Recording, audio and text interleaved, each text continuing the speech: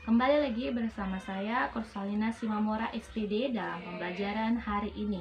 Ingat moto kita, KBBI pastinya. Kami bangga berbahasa Indonesia. Oke, baiklah. Untuk hari ini kita akan membahas tentang novel. Mungkin kamu sudah pernah melihat atau bahkan mengoleksi novel di rumah. Nah, sekarang apakah pengertian dari novel? Nah, menurut KBBI, novel adalah sebuah karangan prosa yang panjang yang mengandung rangkaian cerita kehidupan seseorang dengan orang-orang di sekelilingnya dan menonjolkan watak-watak daripada pelaku tersebut. Nah, novel berasal dari bahasa Italia yang artinya sepotong berita. Berasal dari bahasa Italia yaitu novela yang artinya sepotong berita atau sepotong kisah. Nah, novel ini memiliki cerita yang lebih kompleks dari cerita pendek. Nah, sekarang kita lanjut lagi. Novel adalah salah satu karya fiksi. Nah, apa itu karya fiksi? Karya fiksi adalah karya yang dibuat pengarang di mana di dalam cerita ini menjadi bermakna karena di dalamnya ada daya hayal, ada imajinasi, ada angan-angan, ada kreativitas dari si penulis. Nah, berarti untuk jadi seorang penulis, kita harus mempunyai yang namanya kreativitas. Nah, setelah kita tahu pengertiannya, sekarang kita lanjut ke ciri-ciri novel. Yang pertama, pada umumnya novel terdiri dari 100 halaman dan jumlah katanya lebih dari 35.000 kata. Nah, novel ditulis dengan satu narasi dan deskripsi untuk menggambarkan suasana kejadian di dalamnya. Kita bercerita sambil menggambarkan sesuatu di dalam novel tersebut. Lanjut ke ciri selanjutnya adalah alur dalam novel itu biasanya lebih kompleks, terdapat lebih dari satu impresi, efek, dan emosi. Nah, ciri selanjutnya, umumnya setiap orang membutuhkan setidaknya 120 menit untuk membaca sebuah novel karena kita tahu novel itu sangat panjang dan bukunya biasanya tebal-tebal. Nah, untuk ciri yang terakhir, cerita pada sebuah novel bisa sangat panjang, namun karena terlalu panjang tadi, jadi banyak kalimat yang diulang-ulang.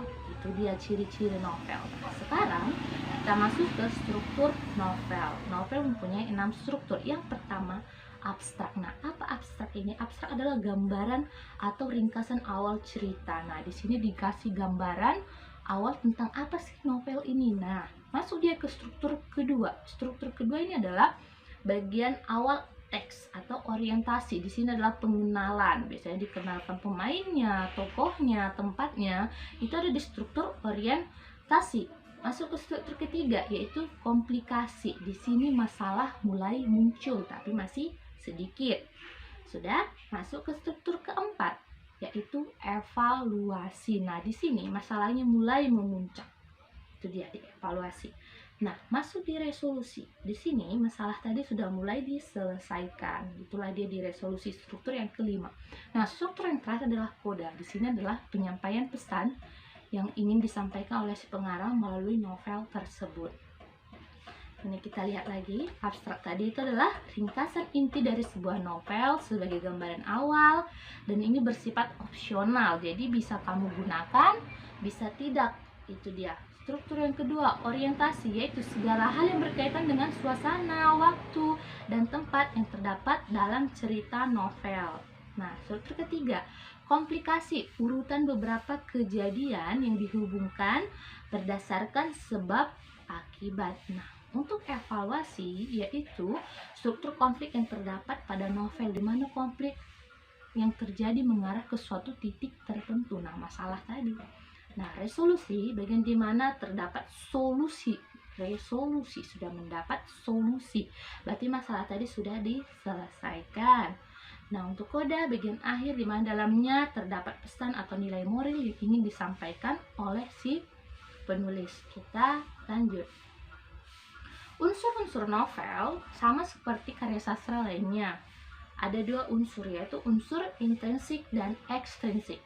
Kita bahas yang pertama yaitu unsur intrinsik. Nah, unsur intrinsik adalah unsur yang membangun novel itu dan yang berasal dari dalam novel itu sendiri.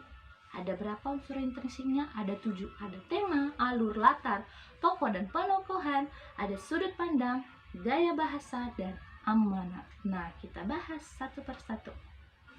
Apa itu tema? Tema adalah dasar atau ide pokok dari cerita di dalam novel tersebut. Misalnya temanya tentang kekeluargaan, percintaan, atau persahabatan. Nah, lanjut ke alur. Alur adalah jalan cerita berupa rangkaian-rangkaian peristiwa yang terjadi di dalam novel tersebut. Sudah? Lalu latar. Latar adalah gambar tentang peristiwa yang terjadi dalam novel berhubungan dengan ada 3 latar. Waktu, tempat, dan suasana. Tokoh. Tokoh berarti adalah keseluruhan para pelaku yang ada di dalam cerita tersebut. Nah, udah ada tokoh, pasti harus ada penokohan. Penokohan itu adalah pemberian watak kepada tokoh-tokoh yang ada di dalam novel tersebut. Bagaimana cara dia bertindak, berpikir, tempat tinggal dia, dan ciri-ciri fisiknya. Itu adalah penokohan. Gaya bahasa, cara pengarang dalam menyampaikan cerita di dalam novel tersebut. Sudut pandang, posisi si pengarang dalam novel ini sebagai apa? Ya, ada sudut pandang sebagai orang pelaku utama, ada pelaku sampingan, ada orang ketiga, itu dia sudut pandang. Untuk yang terakhir, itu adalah amanat. Pasti ada pesan moral yang terdapat di dalam sebuah novel. Itu adalah tadi unsur intrinsik dari novel. Kita masuk ke unsur kedua. Unsur kedua adalah unsur ekstrinsik. Kalau tadi intrinsik dari dalam, ekstrinsik lawannya, berarti dari luar. Semua unsur pembentuk novel yang berasal dari luar novel itu sendiri. Ada 3, yaitu latar belakang pengarang, latar belakang masyarakat, dan nilai-nilai yang terdapat pada novel itu sendiri. Kita bahas satu persatu. Latar belakang pengarang yaitu semua hal yang terkait dengan pemahaman dan motivasi pengarang pada novel untuk membuat karyanya. Misalnya kondisi psikologis si pengarang ini bagaimana, apakah dia orang yang ceria, dia bisa juga akan membuat novel yang isinya di dalamnya juga berbau dengan keceriaan. Kalau dia orangnya penyendiri, pasti si novelnya juga banyak menyinggung tentang bagaimana orang yang suka menyendiri, seperti itu. Bagaimana aliran sastranya, biografinya, seperti itu. Latar belakang masyarakat. Nah, segala hal di masyarakat mempengaruhi alur cerita pada novel. Misalnya saya tinggal di daerah pegunungan. Tidak mungkin saya akan membuat cerita yang membahas tentang nelayan, karena saya kurang paham dengan keadaan atau kehidupan para nelayan, karena saya tinggal di gunungan. Kira-kira seperti itulah latar belakang masyarakat. Nah, unsur ekstensi yang ketiga adalah nilai yang terdapat pada novel. Nah, tentu di dalam novel itu banyak sekali nilai-nilai yang dibuat oleh pengarang. Contoh nilai ada budaya, moral, sosial, dan agama. Itu adalah unsur ekstensik yang terakhir. Setelah kita mempelajari unsur-unsurnya, kita lanjut. Jenis-jenis novel. Nah, novel dibagi menjadi 3. Yang pertama, berdasarkan nyata atau tidaknya kejadian di dalam novel tersebut. Yang kedua, berdasarkan genre. Yang ketiga, berdasarkan isi dan tokoh di dalam novel tersebut. Kita lihat satu persatu. Berdasarkan nyata atau tidaknya kejadian, novel dibagi menjadi 2, yaitu novel fiksi dan novel non-fiksi. Nah, kalau dia novel fiksi, berarti cerita di dalam novel itu tidak pernah terjadi di kehidupan nyata. Ini murni hanya angan-angan dari si penulis. Nah, kedua, novel non-fiksi. Novel non-fiksi ini ceritanya berarti pernah terjadi di kehidupan nyata. Dia betul-betul pernah terjadi atau pernah dialami oleh orang lain atau penulis itu sendiri. Nah, untuk jenis berdasarkan genrenya, novel dibagi menjadi 4. Novel romantis, novel menceritakan tentang kisah percintaan dan kasih sayang. Kedua, novel horor. Sesuai namanya, novel horor pasti menceritakan sesuatu yang sifatnya menakutkan. Baru novel komedi. Novel komedi berarti novel-novel yang berisi tentang hiburan yang lucu-lucu.